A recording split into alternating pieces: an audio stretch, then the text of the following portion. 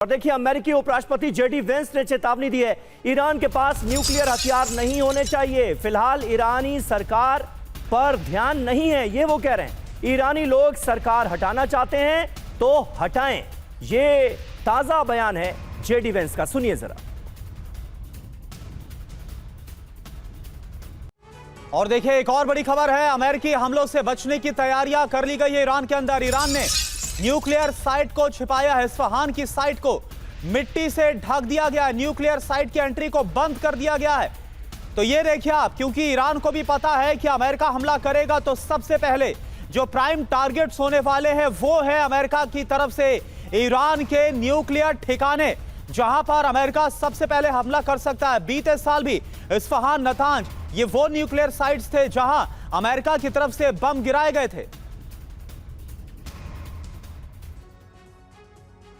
तो देखिए, ईरान में अमेरिकी हमलों का डर तो है। इस्फहान में हड़कंप मचा हुआ है। दावा क्या है? इस्फहान न्यूक्लियर साइट को ईरान छिपा रहा है। साइट के एंट्री गेट पर मिट्टी डाली जा रही है। दक्षिणी एंट्री गेट और साइट के बीच वाली जो सुरंग है उसे भी बंद कर दिया गया है। इलाके में अब गाड़ियों की एक्टिविटी भी नजर नहीं आ रही। सैटेलाइट पिक्चर्स जो सामने आई हैं उसमें न्यूक्लियर तैयारी का पर्दाफाश होता नजर आ रहा है। बड़ी बात यह है कि साइट पर हमले का असर कम करने की रणनीति पर इस वक्त ईरान काम करता हुआ नजर आ रहा है। अमेरिकी हमलों के डर के मद्देनजर यह डेवलपमेंट सरदाना साहब बहुत अहम है। इसे आप कैसे देखते हैं, और क्या एक बार फिर अगर ऐसी सूरत हाल बनती है कि अमेरिका को ईरान पर हमला करना ही पड़े तो यह न्यूक्लियर साइट से एक बार फिर निशाने पर होंगी? देखिए, वो तो बिल्कुल लाजमी है कि अगर ईरान अटैक करेगा तो किस पे करेगा, अमेरिका अटैक करेगा तो किस किस जगह पर अटैक करेगा। तो जाहिर है जिस चीज़ों की उन्हें, जिनसे उनको डर है, इजराइल को डर है, अमेरिका को डर है, वो है उनके न्यूक्लियर ठिकाने और उनकी न्यूक्लियर कैपेबिलिटी, उसी को ध्वस्त करना ताकि वो अगले कुछ साल फिर ना खड़े हो सके। मिसाइलों को आप नहीं ख़त्म कर सकते क्योंकि वो पूरे देश में फैली हुई हैं, डिप्लॉयड हैं, कंस्ट्रक्शन उनकी अलग अलग जगह है, उनके पुर्जे अलग जगह बन रहे हैं। लेकिन न्यूक्लियर चीज़ ऐसी है कि जिसी के ऊपर वो अटैक करेंगे। ईरान की जनता पे या उनके रिहायशी इलाकों पर ये सब अटैक नहीं होने वाले हैं। वो specific pin point tactical attack करके इसको आगे एस्केलेट नहीं करेंगे।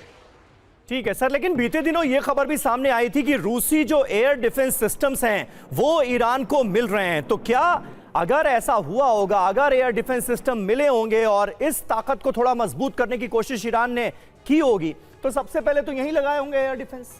देखिए, जरूरी नहीं है कि सिर्फ इधर ही लगाए हों। उनको न्यूक्लियर, उनको पता है कि ये दोबारा अमेरिका अटैक कर सकता है। जो एक दफा अटैक कर चुका है वो दोबारा अटैक कर सकता है। ठीक है, लेकिन जो बाकी फैसिलिटीज हैं उनके ऊपर मेरे हिसाब से S-400 या जो उनके रशियन एंटी एयरक्राफ्ट सिस्टम्स हैं, एंटी मिसाइल सिस्टम्स हैं, वो जरूर लगाए जाएंगे। ठीक है।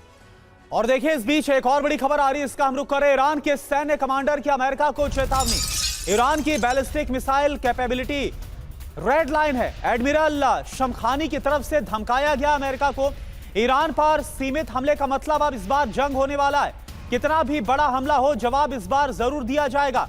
ये ईरान की तरफ से कह दिया गया है एडमिरल शमखानी की ये सीधी धमकी अमेरिका को।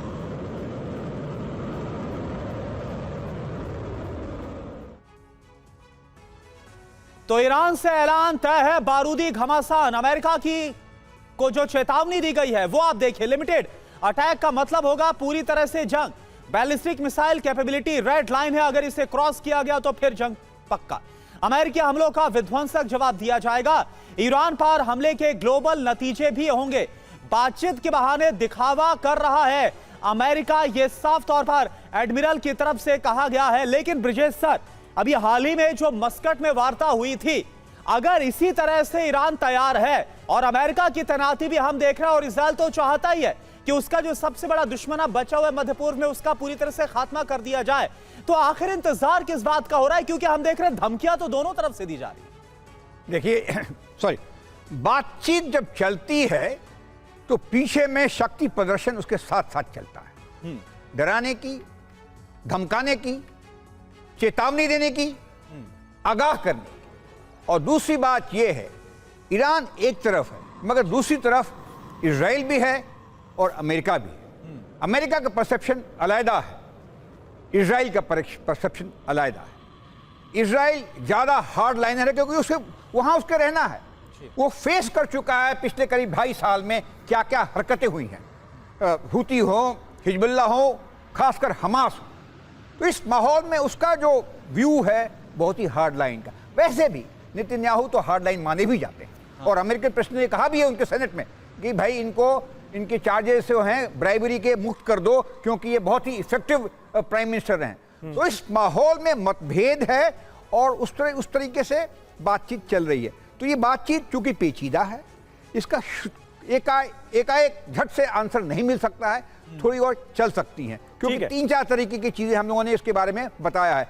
ईरान के अंदर की हालत, ईरान की काबिलियत जो कि कम हो गई है, हुती हो, हिजबुल्लाह, और तीसरी अमेरिकन और इजराइल का जो बढ़ावा है, इतने ज्यादा मात्रा में उनके सेंट्रल कमांड के ट्रूप्स और यूएस कैरियर्स नहीं थे।